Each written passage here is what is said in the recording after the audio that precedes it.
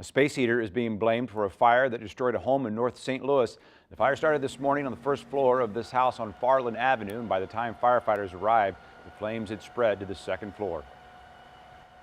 One kid didn't have any clothes on because he was in the middle of a diaper change, but Dad did a really good job of corralling them and getting them out. Space heater, though. Space heater too close to a couch is going to be one of the primary contributing factors to this fire. No serious injuries here. Firefighters say if you have to use a space heater to keep warm, keep it 3 feet away from anything that can burn. Don't plug it into a power strip or an extension cord, and don't leave the room while it's running.